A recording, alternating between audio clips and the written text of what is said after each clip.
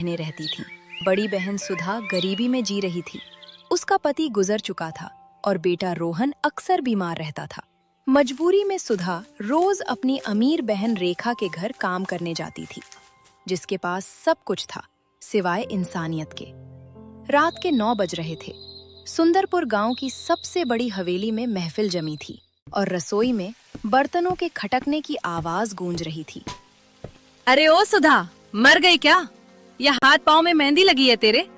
मेहमान बाहर खीर मांग रहे हैं और तू यहाँ कछुए की चाल चल रही है। नहीं रेखा, वो बस कढ़ाई भारी थी तो उतारने में देर हो गई।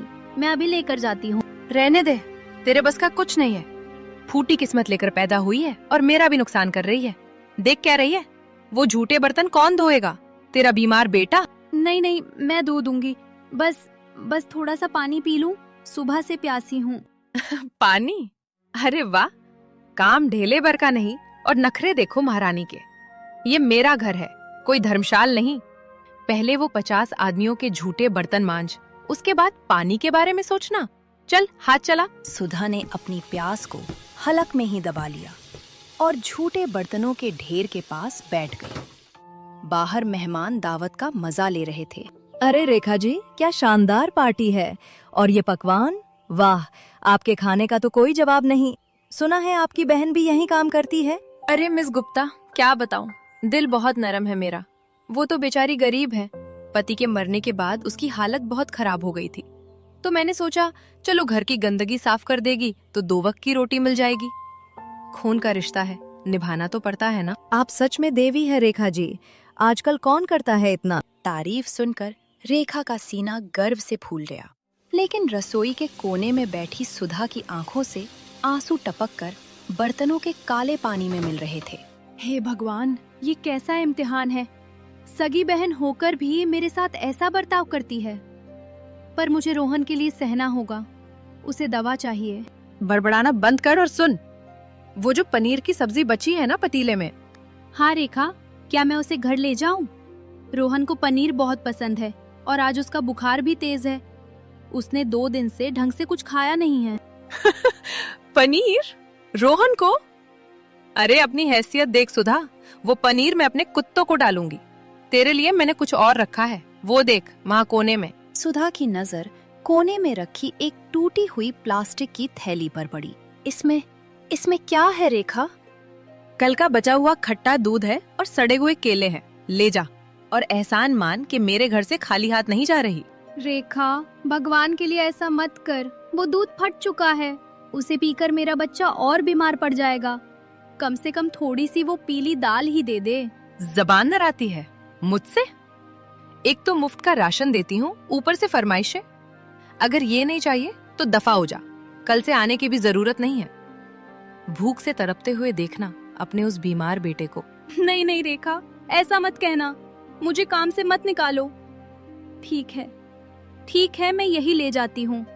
गरीबों का नसीब ही शायद सड़ा खाना खाना होता है। सुधा ने वो बदबूदार थैली उठाई। उसका स्वाभिमान आज फिर उसकी मजबूरी के आगे हार गया था। रात गहरी हो चुकी थी। सुधा आंधी तूफान के बीच वो थैली लेकर अपनी टूटी फूटी झोपड़ी की ओर जा रही थी। माफ कर देना रोहन, तेरी माँ फिर हार गई। आज फिर तेरे लिए जहर लेकर जा रही हूँ। काश तेरे पिता जिंदा होते तो हमें ये दिन न देखना पड़ता। झोपड़ी के अंदर एक पुरानी खाट पर 8 साल का रोहन बुखार में तप रहा था। दरवाजा खुलने की आवाज सुनकर उसने आंखें खोली। माँ तुम आ गई? बहुत भूख लगी है माँ। मौसी ने आज क्या दिया? बेटे के सवाल ने सुधा के कलेजे को छलनी कर दिया। हाँ बेटा, वो पनीर तो खत्म हो गया था, लेकिन मौसी ने तेरे लिए ये खास खीर भेजी है और ये मीठे केले। सच माँ? लाओ जल्दी खिला दो, पेट में चूहे कूद रहे हैं। माँ, ये कैसा स्वाद है? ये तो कड़वा लग रहा है और इसमें से गंदी बास आ रही है। खा ले मेरे लाल, इसे दवाई समझकर खा ले। हम गरीब है ना बेटा, हमारे हिस्से का स्वाद ऐसा ही होता है। बस पेट भर ले ताकि दवाई का असर हो जाए। तुम मत रो माँ, मैं खा लूंगा। मैं शिकायत नहीं करूंगा। देखो मैं कितना ताकतवर हूँ। उस रात रोहन ने वो सड़ा खाना खा लिया और सुधा पूरी रात उसके सिरहाने बैठकर भगवान से अपनी मौत की दुआ मांगती रही। लेकिन अगली सुबह एक नई मुसीबत उसका इंतजार कर रही थी। सूरज निकलते ही सुधा फिर से रेखा की हवेली पहुंच गई, लेकिन आज वहां का नजारा कुछ और ही था। हाँ हाँ सरपंच जी, चिंता मत कीजिए, 500 लोगों का खाना तैयार मिलेगा। मेरे खाने का नाम पूरे जिले में मशहूर है, कोई कमी नहीं होगी। भाग्यवान, 500 लोगों का खाना, और वो भी शाम तक। हमारे पास तो इतने कारीगर भी नहीं हैं आज। हलवाई की तबीयत खराब है। अरे आप क्यों डरते हो, काम करने वाले तो मिल ही जाते हैं। देखिए आ गई मेरी मुफ्त की नौकरानी। नमस्ते जीजा जी। रेखा, आज मुझे थोड़ी जल्दी घर जाना होगा। रोहन की तबीयत बहुत बिगड़ गई है, उसे डॉक्टर के पास ले जाना है। डॉक्टर? वाह, नवाबजादे बीमार है। सुन सुधा, आज घर जाने का नाम भी मत लेना। सरपंच के घर बेटे की शादी है और मुझे 50 किलो प्याज, 100 किलो आलू और मसाले पीसने के लिए आदमी चाहिए। पर रेखा, 50 किलो प्याज? मैं अकेली कैसे? और रोहन घर पर अकेला है। तो मैं क्या करूंगी? देख, अगर तुझे आज की पैसे चाहिए तो चुपचाप काम पर लग जा। और सुन, अगर काम पूरा नहीं हुआ तो कल से वो सड़ा हुआ खाना भी नहीं मिलेगा। फिर अपने बेटे को हवा खिलाना। रेखा, थोड़ा रहम करो। वो अकेली जान इतना काम कैसे करेगी? और बच्चा बीमार है। आप चुप रहिए। व्यापार में दिल नहीं, दिमाग चलता है। अगर ये काम नहीं करेगी तो हम सरपंच से एडवांस कैसे मांगेंगे? और तू सुधा, खड़ी खड़ी मेरा मुंह क्या देख रही है? जा, बोरी उठा और काटना शुरू कर। सुधा के पास कोई रास्ता नहीं था। उसने भारी मन से चाकू उठाया और प्याज काटना शुरू किया। दोपहर हो चुकी थी। सुधा की आंखों से प्याज की वजह से लगातार पानी बह रहा था। रेखा, प्याज काट दिए हैं, अब मसाले पीसने हैं। क्या मुझे थोड़े से पैसे मिल सकते हैं अभी? मैं जाकर रोहन को दवाई दे आती हूँ, फिर आकर बाकी काम कर दूंगी। पैसे? काम खत्म हुआ नहीं और भिखारियों की तरह हाथ फैला दिया। तुझे पता है, तेरी वजह से आज मेरे मसाले लेट हो रहे हैं। रेखा, मैं भीख नहीं मांग रही, अपनी मेहनत का हक मांग रही हूँ। मेरा बच्चा मर जाएगा अगर उसे दवाई नहीं मिली तो। मरता है तो मरने दे। दुनिया में वैसे भी गरीबों की भीड़ बहुत है। एक कम हो जाएगा तो धरती का बोझ ही हल्का होगा। ये शब्द सुधा के कानों में पिघले हुए शीशे की तरह उतरे। बस रेखा, बहुत हो गया। गरीबी का मजाक उड़ाना अलग बात है, लेकिन मेरे बेटे की मौत की बद्दुआ मत दे। याद रख, समय बदलते देर नहीं लगती। आज मैं तेरे पैरों में हूँ, हो सकता है कल तू। क्या क्या कहा तूने? जुबान लड़ाती है? तेरी इतनी हिम्मत? अरे रामू, इस औरत को धक्के मारकर बाहर निकालो, और खबरदार जो इसने यहाँ से एक दाना भी उठाया। जी मालकिन। चलो सुधा दीदी, जाओ यहाँ से। क्यों मालकिन का गुस्सा बढ़ा रही हो? मुझे निकालने की जरूरत नहीं है, मैं खुद जा रही हूँ। लेकिन रेखा, ऊपर वाला सब देख रहा है। मेरे बच्चे के एक एक आंसू का हिसाब तुझे देना होगा। चल हट, बढ़ियाई हिसाब लेने वाली, निकल यहाँ से। सुधा को अपमानित करके उस आलीशान हवेली से बाहर निकाल दिया गया। न पैसा मिला, न खाना, और न ही कोई मदद। बाहर आसमान में काले बादल छा रहे थे, जैसे कुदरत भी सुधा के साथ रोने की तैयारी कर रही हो। शाम होते होते मौसम भयानक हो गया। तेज हवाएं चल रही थीं। सुधा खाली हाथ, भूखे पेट घर की ओर जा रही थी। क्यों भगवान, क्यों? मैंने किसी का क्या बिगाड़ा है? अगर मेरे बच्चे को कुछ हो गया तो मैं तेरी दुनिया जला दूंगी।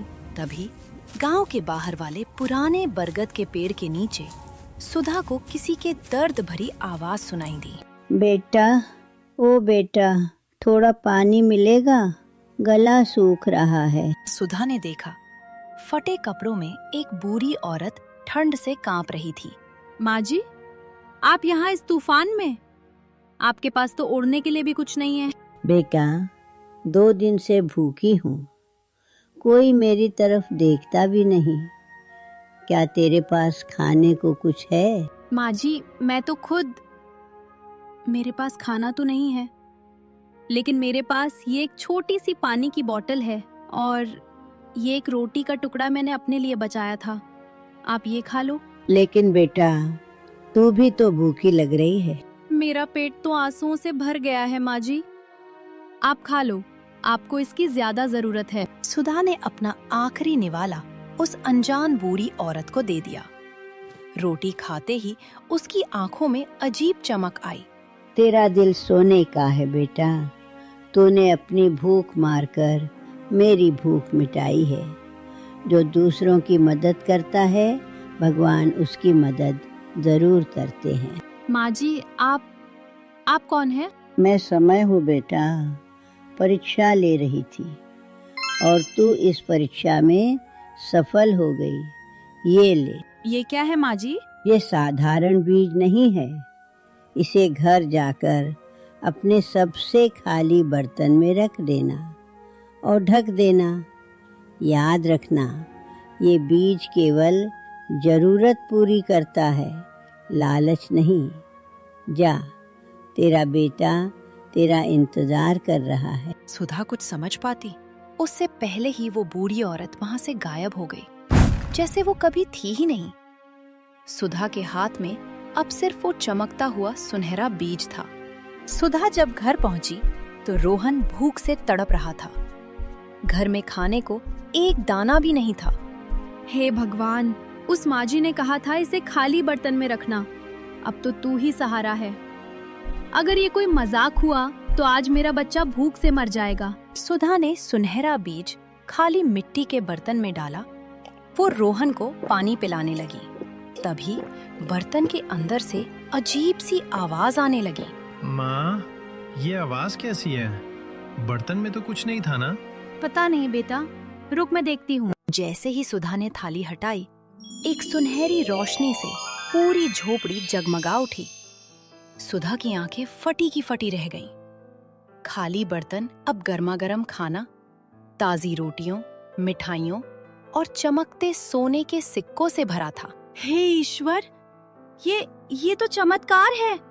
रोहन, उठ बेटा, देख भगवान ने क्या भेजा है। माँ, इतनी अच्छी खुशबू क्या मौसी ने भेजा है? नहीं मेरे लाल, ये तेरी मौसी ने नहीं, तेरी किस्मत ने भेजा है। आज से तुझे कभी भूखा नहीं सोना पड़ेगा। खा बेटा, जी भर के खा। उस रात सालों बाद उस घर में हंसी गूंजी। रोहन ने पेट भरकर खाना खाया और सोने के सिक्कों की मदद से अगली ही सुबह सुधा ने सबसे बड़े डॉक्टर को बुलाया। 3 दिन बीत चुके थे। सुधा का जीवन पूरी तरह बदल गया था। वो अब फटी साड़ी नहीं, बल्कि साफ सुथरे कपड़े पहनकर बाजार में खड़ी थी। अरे सुधा बहन, ये मैं क्या देख रहा हूँ? कल तक तो तुम उधार मांग रही थी और आज ये नए कपड़े। लॉटरी लग गई क्या? बस काका, ऊपर वाले की मेहरबानी है। आप ये लीजिए अपने पुराने उधार के पैसे। और हाँ, 10 किलो बासमती चावल और 5 किलो देसी घी भिजवा दीजिएगा। मेरे बेटे को अब ताकत की जरूरत है। सुना है तुमने? सुधा के घर में रातों रात कमाल हो गया है। जरूर कहीं से खजाना हाथ लगा है। हाँ, और उसका बेटा जो खाट से नहीं उठता था, आज सुबह दौड़ लगा रहा था। भाई, दिन बदलते देर नहीं लगती। पूरे गांव में सुधा की रईसी के चर्चे आग की तरह फैल गए और ये आग आखिरकार रेखा की हवेली तक भी पहुंच ही गई। रेखा अपने आलीशान सोफे पर बैठी थी, लेकिन उसका चेहरा गुस्से से लाल था। सुधा पिछले 3 दिनों से काम पर नहीं आई थी। हरामखोर कहीं की। 3 दिन हो गए, न काम पर आई न कोई खबर। जरूर कहीं मर गई होगी। रामू, ओ रामू! जी मालकिन। जा जरा देख कर आओ उस मनहूस की झोपड़ी में, जिंदा है या मर गई। अगर जिंदा है तो बाल पकड़कर घसीटते हुए ला। उसे बता कि मेरी मर्जी के बिना वो काम नहीं छोड़ सकती। जी मालकिन, अभी जाता हूँ। रामू दौड़ता हुआ गया, लेकिन जब वो वापस आया तो उसकी हालत देखने लायक थी। वो हाँफ रहा था और उसका चेहरा पसीने से लथपथ था। मालकिन, गजब हो गया, अनर्थ हो गया। क्या हुआ? मर गई क्या वो? नहीं मालकिन, वो तो रानी बन गई है। रानी? क्या बकवास कर रहा है? भांग पी कर आया है क्या? सच कह रहा हूँ मालकिन, वो नए कपड़े पहन रही है। उसका बेटा जो कल मरने वाला था, वो साइकिल चला रहा है। और तो और वो पूरे गांव में मिठाई बांट रही है। मिठाई? उसके पास तो जहर खाने के पैसे नहीं थे। ये पैसा कहाँ से आया? जरूर चोरी की होगी उसने। मेरे घर से ही कुछ चुराया होगा उस दिन। मैं उसे छोड़ूंगी नहीं। रेखा, शांत हो जाओ। हो सकता है भगवान ने उसकी सुन ली हो। हमें खुश होना चाहिए। खुश? मेरी नौकरानी मुझसे अमीर हो जाए और मैं खुश हो जाऊं? सवाल ही नहीं पैदा होता। अगर उसके पास दौलत आई है तो उसका राज मुझे जानना ही होगा, और वो राज जानकर वो दौलत मेरी होगी। रेखा आंधी की तरह सुधा के घर में दाखिल हुई। वाह सुधा वाह, यहाँ रानियों की तरह बैठी है। आओ रेखा, बैठो। मैं तुम्हें खबर भिजवाने ही वाली थी। खबर? कैसी खबर? कि तूने कोई बैंक लूट लिया है? सच सच बता सुधा, ये सब कहाँ से आया? ये सब भगवान का आशीर्वाद है रेखा। झूठ मत बोल। भगवान आसमान से सोना नहीं बरसाते। मुझे सच बता, वरना अभी पुलिस को बुलाऊंगी और कहूंगी कि तूने मेरे घर से चोरी की है। मैंने चोरी नहीं की है और ना ही मुझे पुलिस का डर है। सच जानना चाहती हो तो सुनो। उस रात जब तुमने मुझे घर से निकाल दिया था, सुधा ने अपनी मासूमियत में रेखा को सब कुछ सच सच बता दिया। तूफान, वो बूढ़ी औरत, वो आधी रोटी और वो जादुई सुनहरा बीज। जादुई बीज जो खाना और सोना देता है? ओहो, तो एक बुढ़िया ने तेरी किस्मत बदल दी। हाँ रेखा, उन्होंने कहा था ये जरूरत के लिए है। मेरी जरूरत पूरी हो गई, अब मैं खुश हूँ। मुझे माफ कर दे बहन, मैं कितनी बुरी हूँ। मैंने तुझे कितना सताया और तू आज भी कितनी भोली है। खैर, तू खुश रह, मैं चलती हूँ। खाना खाकर जाओ रेखा। नहीं नहीं, मेरा पेट भरा है। अब मुझे खाना नहीं, वो बीज चाहिए, और वो भी उस बुढ़िया से। सुधा से भी बड़ा बीज लाऊंगी। रेखा वहां से निकल गई, लेकिन उसके दिमाग में एक शैतानी योजना चल रही थी। उसे अब सुधा से जलन नहीं, बल्कि उस जादुई ताकत की भूख थी। अगले ही दिन रेखा ने एक नाटक रचा। उसने फटे पुराने कपड़े पहने और जंगल की तरफ निकल पड़ी। सुधा को लगा वो बहुत होशियार है। अब देख मैं क्या करती हूँ। वो बुढ़िया मुझे भी मिलेगी। मैं उससे ऐसा बीज मांगूंगी जो पूरे शहर को खरीद ले। रेखा उसी बरगद के पेड़ के नीचे जाकर बैठ गई और नकली रोना शुरू कर दिया। हाय, मैं लुट गई। हाय, मैं बर्बाद हो गई। कोई तो मदद करो इस गरीब की। तभी हवाओं का रुख बदला। वही बूढ़ी औरत वहां आई, लेकिन इस बार उसकी आंखों में वो चमक नहीं, बल्कि एक अजीब सी गंभीरता थी। क्या हुआ बेटी, क्यों रो रही हो? माँ जी, मैं बहुत दुखी हूँ। मेरा सब कुछ लुट गया। मेरे बच्चे भूखे हैं। मेरे पास खाने को कुछ नहीं है। क्या आप मेरी मदद करेंगी? तेरे पास खाने को कुछ नहीं है, लेकिन तेरे शरीर से तो इत्र की खुशबू आ रही है। वो, मैं सच कह रही हूँ। मैंने 2 दिन से पानी भी नहीं पिया। ये देखिए, मेरे पास बस ये है। आप ये खा लीजिए, शायद आपको ज्यादा भूख लगी हो। रेखा ने वो रोटी बुढ़िया को दी। बुढ़िया ने वो रोटी हाथ में ली, मुस्कुराई और सब समझ गई। तेरा त्याग बहुत बड़ा है बेटी। तूने अपनी आखिरी रोटी मुझे दी। तेरा दिल तो बहुत विशाल है। हाँ माँ जी, मैं ऐसी ही हूँ। अब क्या आप मुझे आशीर्वाद देंगी, जैसे आपने उस दूसरी औरत को दिया था? तू जानती है मैं कौन हूँ? हाँ, मतलब नहीं, बस मुझे वो बीज चाहिए मेरे बच्चों की भूख मिटाने के लिए। ठीक है, जैसी तेरी नीयत वैसा तेरा फल। ले। बुढ़िया ने एक बीज निकाला, लेकिन ये बीज सुनहरा नहीं था। ये बिल्कुल काला था, जैसे कोयला हो, और उसमें बारीक बारीक कांटे लगे थे।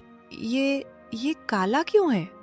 सुधा का बीज तो सुनहरा था। ये विशेष बीज है। ये उससे कहीं ज्यादा ताकतवर है। ये तेरी असली भूख को मिटाएगा। लेकिन याद रखना, इसे तभी बोना जब तुझे सच में इसकी जरूरत हो। हाँ हाँ, मुझे अभी जरूरत है। बहुत बहुत शुक्रिया बुढ़िया, मेरा मतलब है माँ जी। रेखा वहाँ से उठी और बिना पीछे देखे भागी। बुढ़िया उसे जाते हुए देख रही थी। जा रेखा, आज तेरे लालच का पेड़ उगेगा। रेखा दौड़ती हुई अपनी हवेली पहुंची। उसने तुरंत अपने पति विक्रम को बुलाया। विक्रम, सुनो, जल्दी आओ। दरवाजा बंद कर दो, खिड़कियां लगा दो, कोई देखना नहीं चाहिए। क्या हुआ रेखा? तुम ऐसे फटे कपड़ों में कहाँ गई थी? और ये हाथ में क्या है? ये हमारी दुनिया बदलने वाला है। सुधा के पास तो छोटा सा बीज था, मेरे पास ये स्पेशल ब्लैक सीड है। बुढ़िया ने कहा था ये उससे भी ज्यादा ताकतवर है। सोचो, अगर सुधा को सोना मिला तो इससे क्या मिलेगा? हीरे, जवाहरात। रेखा, मुझे ये ठीक नहीं लग रहा। ये बीज अजीब दिख रहा है, इसमें कांटे हैं, इसे फेंक दो।